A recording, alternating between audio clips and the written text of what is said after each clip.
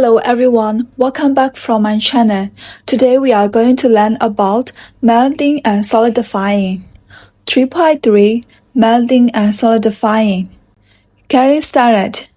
Question number 1. What different properties do solids and liquids have? Different properties of solids and liquids. Solids have a definite shape and a definite volume.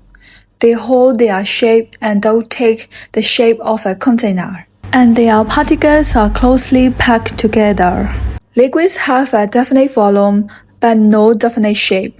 They take the shape of the container they are in.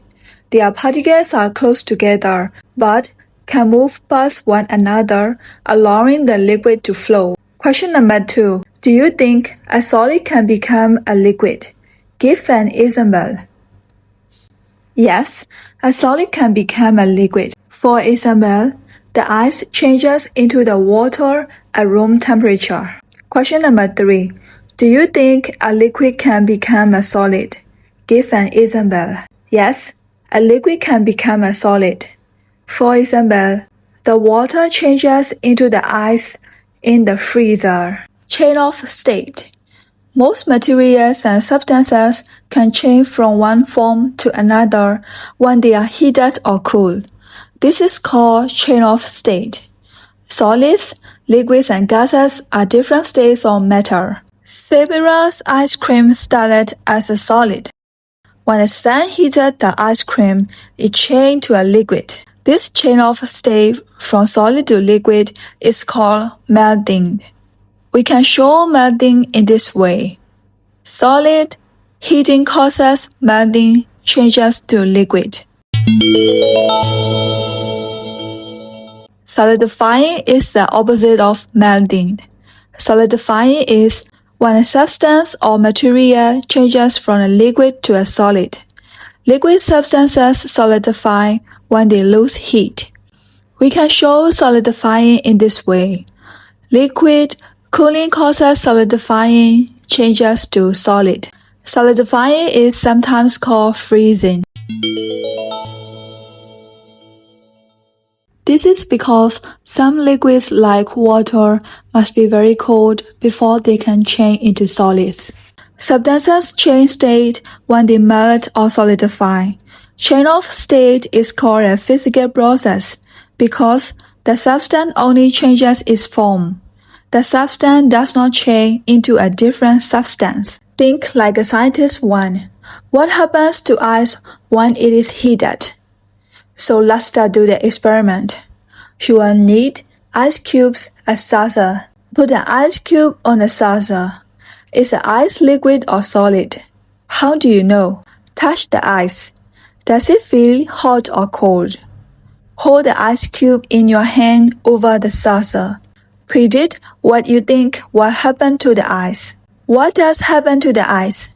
Was your prediction correct? The chain of state that happens when you heat the ice is solid state ice, heat changes to liquid state water. Questions number 1. What made the ice change state? The heat made the ice change state. Question number 2. Did the ice change into another substance? Give a reason for your answer. No, the ice did not change into another substance because ice and liquid water are both chemically the same substance. Question number 3a. Say how you can change the liquid water back into ice. You can change the liquid water back into ice by cooling it down. B. What is the process called when a substance changes state from a liquid to a solid? When a substance changes state from a liquid to a solid, the process is called freezing or solidifying. Chain of state and the particle model. We know that the particles in solids and liquids are always moving. The particles in solids cannot move very much because they are tightly packed together. The particles in a substance gain energy when we heat the substance. Some of the heat energy changes to movement energy. This makes the particles move faster. With enough energy, Particles move so fast that they move away from each other. When this happens in a solid, the solid melts and becomes a liquid. When a liquid loses heat energy and cools, its particles slow down and move closer together. If the particles lose enough energy, the liquid changes state and becomes a solid. Metals like gold and silver will also melt if they are heated enough. Metals must be heated to very high temperatures to make them melt. When the melted metal cools, it solidifies and forms a solid again. Think like a scientist too. Compare melting in different solids. You will need an ice cube, a square of chocolate, and a cube of butter. 3 saucers, watch or timer.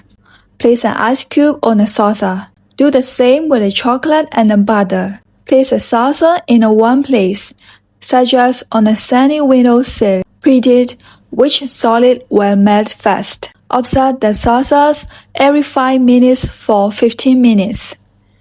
Questions number 1. Why do you place the solids in a warm place to make them melt? We place the solids in a warm place to transfer heat energy to them. Solids must absorb enough heat energy to make them melt. Question number 2. Which solid melted fast? Was your prediction correct? The ice cube melted fast. Here you can answer yes if your prediction was correct. Question number 3. Which solid took longest to melt? The chocolate or the butter took longest to melt. Question number 4. Use a particle model to describe the change of state that each solid went through when you heated it.